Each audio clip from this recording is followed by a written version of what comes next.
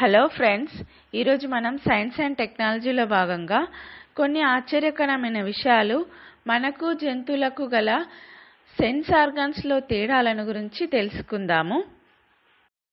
మొదటగా కన్ను గురించి తెలుసుకుందాము. మనిషి కంటిలో 120 మిలియన్ రాడ్స్, 6 మిలియన్ కోన్లు ఉంటాయి. సాధారణ దృష్టి 20/20 ఉంటుంది. కానీ జంతువుల విషయంలో గ్రద్దలో మానవుని కంటే 4 నుంచి 8 రెట్లు స్పష్టమైన దృష్టి ఉంటుంది. పిల్లికి రాత్రివేళ చూసే దృష్టి ఉంటుంది. దీన్నే టపిడం ల్యూసిడం అంటారు. రెండవది చెవి. మనిషి శ్రవణ పరిధి 20 to 20,000 హెర్ట్జ్ వరకు ఉంటుంది. జంతువులలో కుక్కకి 45,000 హెర్ట్జ్ వరకు వినగలదు.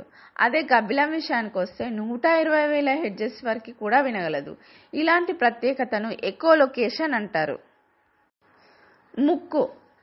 మనిషి సుమారు 6 మిలియన్ వాసన గ్రాహక కణాలు కలిగి ఉంటాడు. అదే జంతువుల విషయానికి వస్తే కుక్కలో 220 మిలియన్ల గ్రాహకాలు ఉంటాయి. పాము జాకబ్సన్ ఆర్గాన్ ద్వారా వాసన తెలుసుకుంటుంది. నాలుక. మనిషి 5 రుచులను స్పష్టంగా తెలుసుకోగలడు. మనిషి నాలుకపై 9,000 రుచి కణాలు ఉంటాయి. జంతువుల విషయానికి వస్తే ఒక ఇంట్రెస్టింగ్ ఫ్యాక్ట్ ఏంటంటే పిల్లి తీపి రుచి తెలియదు దానికి. బటర్ఫ్లై మాత్రం కాళ్ళపై రుచి గ్రాహకాలు కలిగి ఉంటుంది. చర్మం. మనిషి మెర్కెల్ కణాలు, మెస్నర్ క్యాప్సిల్స్ ద్వారా స్పర్శను తెలుసుకోగలడు. జంతువుల విషయానికి వస్తే పిల్లికి పిల్లి మొగ్గలు అంటారు కదా, అది వాటి మీసాల ద్వారా స్పర్శని, వాటికి దగ్గరగా ఉండే వస్తువులను, వాతావరణంలో మార్పులను గ్రహిస్తుంది. అదే ఏనుగు విషయానికి వస్తే స్పర్శకు సున్నితంగా ఉంటుంది.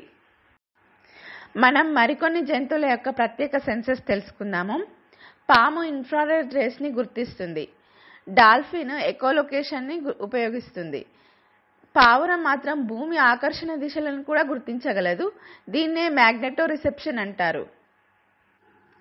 కంటికి సంబంధించి గద్ద ఎక్కువ స్పష్టత కలిగి ఉంటుంది. గబ్బిలాలు మాత్రం శబ్ద తరంగాలను వినగలవు.